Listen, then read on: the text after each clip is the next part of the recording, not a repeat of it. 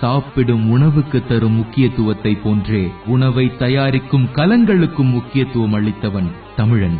வாழையடி வாழையாக மண்பாண்டத்தில் உணவை சமைத்து அதை வாழை இலையில் இட்டு தரையில் சம்மணமிட்டு அமர்ந்து அன்போடும் அறிவியலோடும் சாப்பிட்டவர்களின் தொடர்ச்சிதான் நாம். ஒரு காலத்தில் உழவுக்கு, தோட்டத்துக்கு, சமையலுக்கு என மனித வாழ்வின் ஒரு அங்கமாக இருந்த மண்பாண்டங்களை செய்ய பயன்பட்ட களிமண் தினம் இன்று.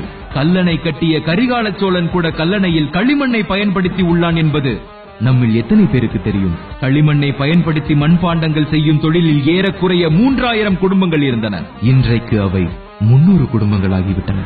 இன்றளவும் விவசாயத்தில் களிமண்ணை பயன்படுத்தி தான் நீர்ப்பாதையை அமைக்கிறார்கள். களிமண்ணையும் காய்ந்த புல்லையும் வெயிலில் காய வைத்து எரிபொருளாகவும் பயன்படுத்தியவன் தமிழன்.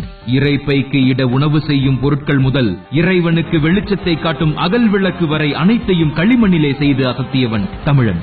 அன்று சிறுவயதில் களிமண் பொம்மைகள் செய்து நம்முடைய கலை ஆர்வத்தை நாமே வளர்த்தோம். இன்றோ நம் குழந்தைகளை சேரு நமக்கு சோறு போடாதென பிளே ஸ்கூலில் அனுப்பி பணத்தை கட்டி வராத திறமையை வா வா என்கிறோம். உண்மையில் சேரு, இதில் கால் வைத்தால்தான் சோறு. எவ்வளவோ மண் வகைகள் இருந்தும் களிமண்ணை ஏன் பயன்படுத்தினான் தமிழன்?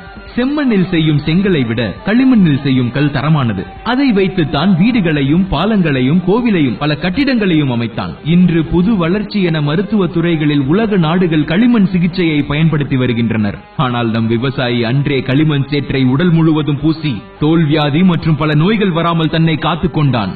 ஆம், களிமண் சேற்றுக்கு நோய் எதிர்ப்பு சக்தி உள்ளது. மண்பாண்டங்களில் சமைத்து உண்பதன் மூலம் நம் உடலில் தங்கியிருக்கும் நச்சு எச்சங்கள் நீங்கும் என ஆய்வுகள் தெரிவிக்கின்றன. களிமண் பாண்டங்களினால் செய்யும் உணவுப் பொருட்களை பயன்படுத்துவோம். கீறல்களினால் புற்றுநோயை உண்டாக்கும் நான்ஸ்டிக் பாத்திரங்கள் வேண்டாமே.